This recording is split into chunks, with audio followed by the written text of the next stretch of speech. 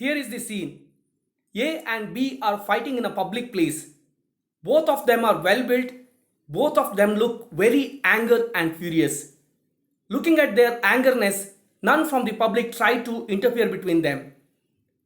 Now that A observes a truck below which there is a toolbox, he rushes, opens the toolbox, and then finds a hammer. Takes the hammer and hardly hit on B's head. Lot of bleeding, and then finally B dies. Now for everyone else there, it is a murder. A has murdered B. But for a law student or lawyer, if anyone there, they will immediately start thinking whether it is a culpable homicide or murder. Is it 299 or 300? Is it 10 years imprisonment or death or life imprisonment? All these questions will come. Hey guys, welcome to my legal classes. This is Ganesh Pujari and we were discussing chapter 16 of Indian Penal Code, which discusses about offences against human body. The two most important sections from this chapter is section 299 and 300. And here is my attempt. I want to explain these two sections with the help of a chart. Before we get into that chart, I would like to give the meaning of these two words in different languages in my next slide, and after that we are discussing in detail what is culpable homicide and what is murder. If there is any difference, we are going to discuss a little bit on that also in my second and the last slide. So wait for that. First, let us try understand the word meaning in different other language in my immediate slide.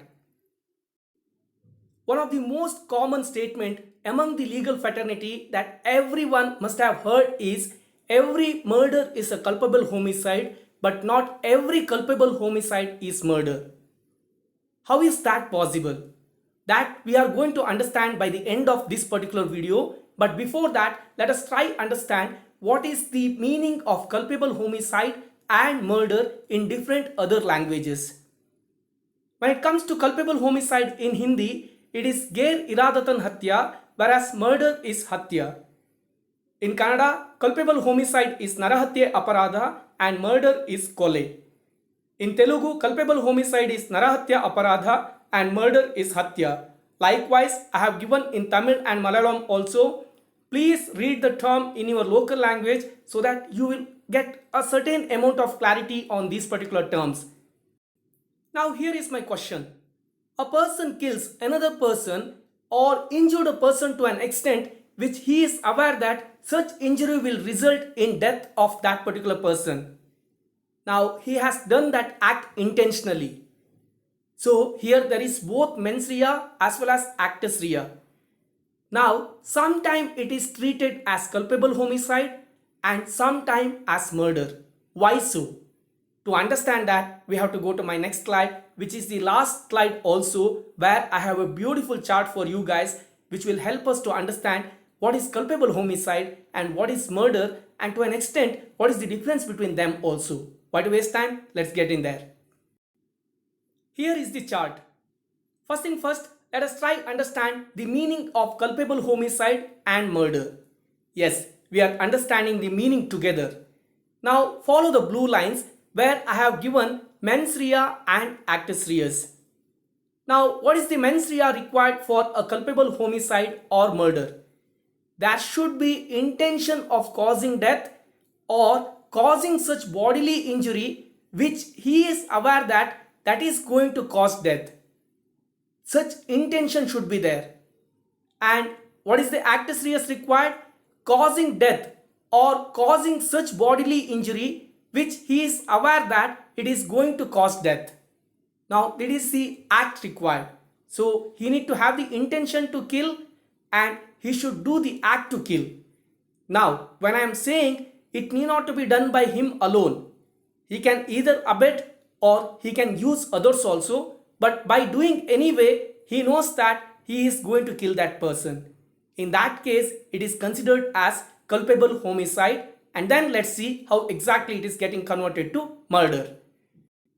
To understand that, let us take the help of an illustration. Imagine there is one husband and wife. Husband is Mr. A and wife is Mrs. B.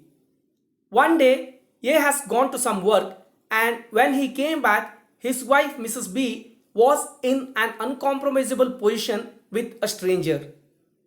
Now A gets very angry, he finds a rod and with that rod he stabs that stranger and kills him. Now the stranger is dead. Whether that is culpable homicide or murder. Now the stranger has dead, that act is completed. A has an intention to kill him and with this act actually he has killed him. But how to decide whether it is a culpable homicide or murder? As far as the ingredients are concerned, A has fulfilled all the ingredients which are required under section 299 as well as 300. Now he had an intention to kill and he has done such an act by which he was 100% sure that he is going to cause the death of that stranger. Now stabbing by the rod is definitely going to cause the death. So that way he was sure that his act is going to kill that stranger. He has completed all the ingredients under both culpable homicide as well as murder. Now how to differentiate whether it is culpable homicide or murder? At that particular point, we get 5 exceptions which are coming to our help, which are discussed under section 300.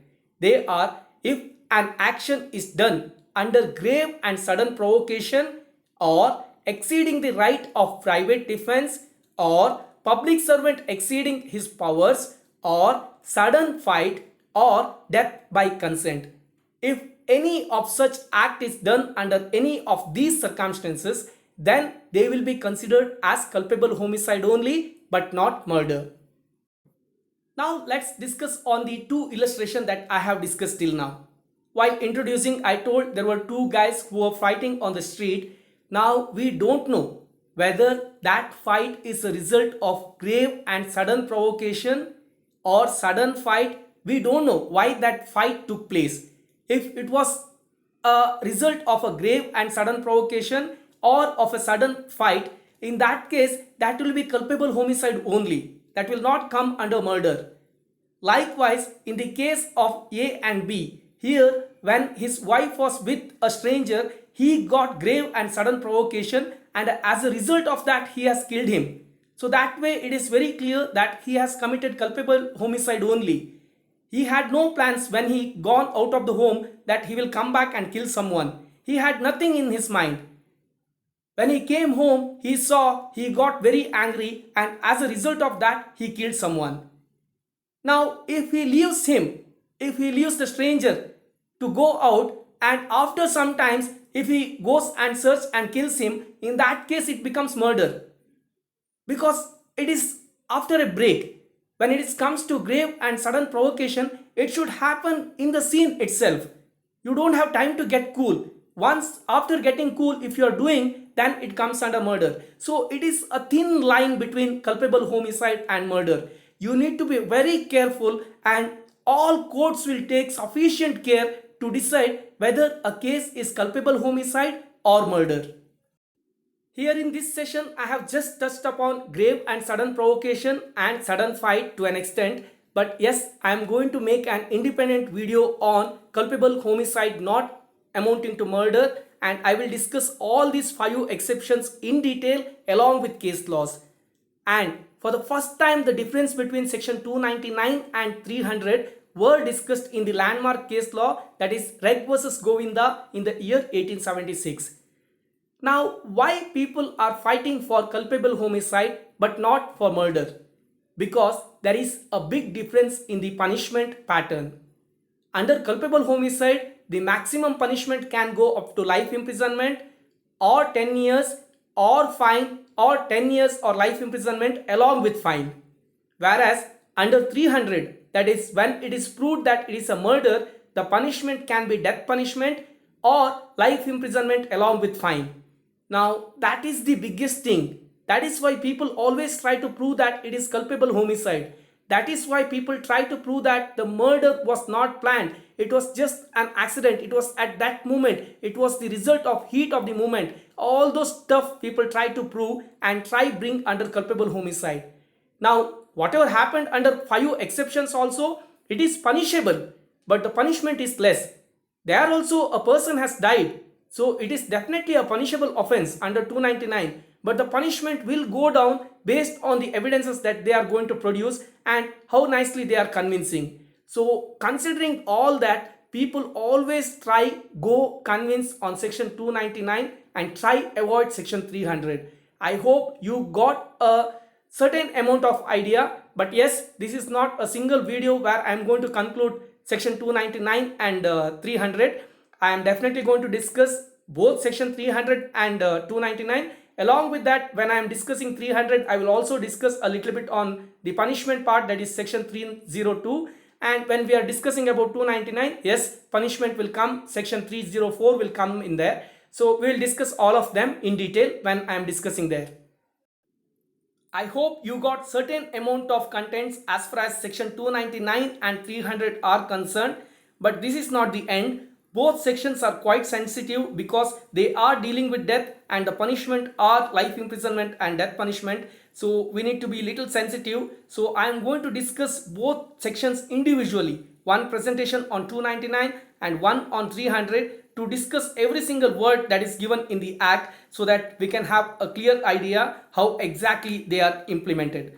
Now I did this video first because I wanted you guys to have the concept of culpable homicide and murder, so that whenever I use these two terms, you will have certain amount of idea and you will connect to me.